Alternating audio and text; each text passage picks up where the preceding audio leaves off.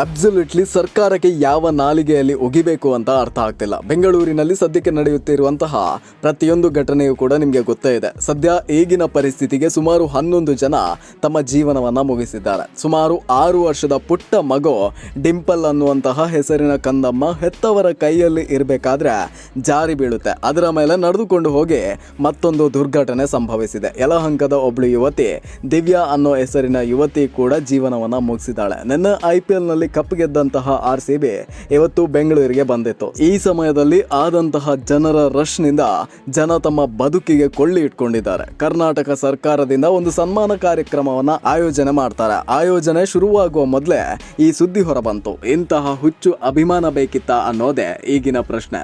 Chinnaswamy stadium gate number 19 ರಲ್ಲಿ ನಡೆದಂತಹ ಕಾಲ್ ತುಳಿತಕ್ಕೆ ಇಷ್ಟೊಂದು ಜನ ತಮ್ಮ ಜೀವನವನ್ನ ಮುಗಿಸಿದ್ದಾರೆ. ಈ ಘಟನೆಗೆ ಯಾರನ್ನ ಸ್ವಾಮಿ ಹೊಣೆ ಮಾಡಬೇಕು? ನಿನ್ನೆ RCB ಅಭಿಮಾನಿಗಳ ಸೆಲೆಬ್ರೇಷನ್ ನೋಡಿದಾಗಲೇ ಇವರ ಕಣ್ಣಿಗೆ ಏನು ಬಿದ್ದಿತ್ತು ಅನ್ನೋದೇ ದೊಡ್ಡ ಪ್ರಶ್ನೆ. ಅಟ್ಲೀಸ್ಟ್ ಒಂದು ಆಂಬ್ಯುಲೆನ್ಸ್ ಅನ್ನೋದು ಇಲ್ಲ ಅಂದ್ರೆ ಯಾವ ವ್ಯವಸ್ಥೆ ಸ್ವಾಮಿ ಇದು? ಬನ್ನಿ ಅಂತ ಕರೆದು ಬಂದೋಬಸ್ತ್ ಮಾಡುವಂತಹ ತಾಕತ್ತಿಲ್ಲ ಅಂದ್ರೆ ಯಾವ ಪುರುಷಾರ್ಥಕ್ಕೆ ಸ್ವಾಮಿ ಇದೆಲ್ಲ? 14 ವರ್ಷದ ಮತ್ತೊಂದು ಜೀವ ಹೋಗಿದೆ. ಎಂತಹ ಮ್ಯಾನೇಜ್ಮೆಂಟ್ ಇದು? ಟಿಕೆಟ್ ತಗೊಂಡು ಹೋಗ್ಬೇಕಾಗಿದ್ದಿತ್ತು, ಬಟ್ 3 ಗಂಟೆ ತನಕ ಕೌಂಟರ್ ಅನ್ನ ಓಪನ್ ಮಾಡದೆ ಏಕಾಏಕಿ ಕೌಂಟರ್ ಓಪನ್ ಮಾಡ್ತಾರೆ. ಆಗ ಆಗಿರುವಂತಹ ಕಾಲ್ ತುಳಿತ ಇದು. ಆಲ್ರೆಡಿ ಗೊತ್ತಿತ್ತು ಈ ರೀತಿನೇ ಆಗುತ್ತೆ ಅಂತ. ಯಾಕಂದ್ರೆ ಪೊಲೀಸ್ ಕೂಡ ಇರಲಿಲ್ಲ. VIP ಜಾಗದಲ್ಲಿ ಮಾತ್ರ ಪೊಲೀಸ್ನವರು ಇದ್ರು. ಕೊನೆಗೆ ಸೆಲೆಬ್ರೇಷನ್ ಆಗ್ಬೇಕಿದ್ದು ಸೂತಕ ಆಗೋಗಿದೆ. ಇಲ್ಲಿ ಕಾಣಿಸ್ತಾ ಇರ್ಬೋದು ಯಾವ ರೀತಿ ಆಗಿದೆ ಅನ್ನೋದನ್ನ. ಯಾವ ಕರ್ಮಕ್ಕೆ ನಿಮ್ಗಳಿಂದ ಆಗಲ್ಲ ಅಂತ ಹೇಳಿದ್ರೆ ಈ ರೀತಿಯಾದಂತಹ ಜನರ ಪ್ರಾಣವನ್ನ ಕಿತ್ಕೊಳ್ತೀರಾ. ಬೌರಿಂಗ್ ಅನ್ನುವಂತಹ ಮತ್ತು ವೈದೇಹಿ ಹಾಸ್ಪಿಟಲ್ಗಳಲ್ಲಿ ತುಂಬಾ ಜನ ಟ್ರೀಟ್ಮೆಂಟ್ ಅನ್ನ ಪಡಿತಾ ಇದ್ರೆ, ಇನ್ನೊಂದು ಸೈಡ್ ಅಲ್ಲಿ ಸೂತಕದ ಹಾಸ್ಪಿಟಲ್ ಆಗ್ತಾ ಇದೆ.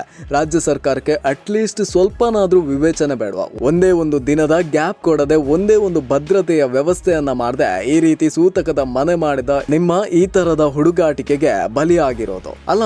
ಈಗ ಬಂದಿರುವಂತಹ ನಂಬರ್ಸ್ 11, ಮುಂದೆ ಎಷ್ಟು ಅಂತ ಗೊತ್ತಿಲ್ಲ. ಬಟ್ ಇದ್ರ ನಡುವಲ್ಲೇ ಸೆಲೆಬ್ರೇಷನ್ ಕೂಡ ಮಾಡಿದ್ದಾರೆ ಅನ್ನೋದು ಮತ್ತೊಂದು ಬೇಜಾರಿನ ಸಂಗತಿ. ಈ ಟೈಮಲ್ಲೂ ಕೂಡ ಪರ್ಮಿಷನ್ ಕೊಟ್ಟ ಮೂರ್ಖರು ಯಾರೋ ಗೊತ್ತಿಲ್ಲ.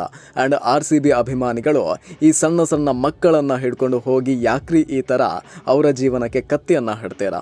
ಬೆಳಿಗ್ಗೆ ಟಿಕೆಟ್ ಕೊಡೋದು ಬಿಟ್ಟು ಯಾವ ಕರ್ಮಕ್ಕೆ ಈ ತರ ಮಾಡಿದ್ರು ಗೊತ್ತಿಲ್ಲ. ಸಂಭ್ರಮ ಮಾಡಬೇಕಿತ್ತು, ಬಟ್ ಸೂತಕ ಪಡಬೇಕಾದಂತಹ ಪರಿಸ್ಥಿತಿಗೆ ತಂದು ಬಿಡ್ತು. ಅಟ್ಲೀಸ್ಟ್ ಯಾವುದೇ ಪೊಲೀಸ್ ಅಧಿಕಾರಿಗೆ ಎಷ್ಟು ಜನ ಬರ್ತಾರೆ ಅನ್ನುವಂತಹ ಒಂದು ಅಂದಾಜು ಇರಲಿಲ್ವಾ? ನಿಮ್ಗಳ ಹಣೆ ಬರಹಕ್ಕೆ ನಿಮಗೆ ಬೇಕಾಗಿರುವಂತಹ ಕ್ರೆಡಿಟ್ಗೋಸ್ಕರ ಇಂತಹ ಕಾರ್ಯಕ್ರಮವನ್ನ ಆಯೋಜನೆ ಮಾಡಿ ಕೊನೆಗೆ ಈ ರೀತಿಯಾದಂತಹ ದುರ್ಘಟನೆ ಆದಾಗ ಹೊಣೆಯನ್ನ ಹೊತ್ತುಕೊಳ್ಳುವಂತಹ ತಾಕತ್ತಿಲ್ಲ ಅಂದ್ರೆ ಯಾವ ಕರ್ಮಕ್ಕೆ ಇಂತಹ ಸಂಭ್ರಮಾಚರಣೆಯನ್ನ ಮಾಡಬೇಕು? ನಾವು ಕೂಡ RCBಯ ಅಭಿಮಾನಿಗಳೇ. ಅದಕ್ಕಿಂತಲೂ ಹೆಚ್ಚು ಹುಚ್ಚು ಅಭಿಮಾನ ಇಲ್ಲ. ಸೆಕ್ಯೂರಿಟಿ ಕೊಡುವಂತಹ ತಾಕತ್ತಿಲ್ಲ ಅಂದ್ರೆ ಬಾಯಿ ಮುಚ್ಕೊಂಡು ಟ್ವಿಟರ್ನಲ್ಲಿಯೋ ಅಥವಾ ಫೇಸ್ಬುಕ್ನಲ್ಲಿಯೋ ಇನ್ಸ್ಟಾಗ್ರಾಮ್ನಲ್ಲಿಯೋ ಪೋಸ್ಟ್ಗಳನ್ನ ಟ್ವೀಟ್ ಅನ್ನ ಮಾಡಿ ಬಿಡಬೇಕಿತ್ತು. ಅದನ್ನ ಬಿಟ್ಟು ಈ ರೀತಿಯಾದಂತಹ ಹುಚ್ಚಾಟಕ್ಕೆ ನೇರ ಹೊಣೆ ನಮ್ಮ ಸರ್ಕಾರ. ಇದನ್ನ ಯಾರು ಕೂಡ ಸಮರ್ಥಿಸಿಕೊಳ್ಳುವಂತಹ ಮೂರ್ಖತನವನ್ನ ಮಾಡಬೇಡಿ. ಇದು ಆಗಿರೋದು ನಮ್ಮ ಸರ್ಕಾರ ಮತ್ತು ನಮ್ಮ ವ್ಯವಸ್ಥೆಯ ಮುಟ್ಟಾಳತನದಿಂದ. ಅಲ್ಲು ಅರ್ಜುನ್ಗೆ ಜೈಲು ಭಾಗ್ಯ ಕೊಟ್ಟಂತಹ ನಮ್ಮ ವ್ಯವಸ್ಥೆ ಈ ದುರ್ಘಟನೆಗೆ ಯಾರಿಗೆ ಶಿಕ್ಷೆ ಕೊಡುತ್ತೆ ಅನ್ನೋದನ್ನ ಕಾದು ನೋಡಬೇಕು. ಇದುವರೆಗೆ ಬಂದಿರುವಂತಹ ಅಪ್ಡೇಟ್ಸ್ ಗಳ ಪ್ರಕಾರ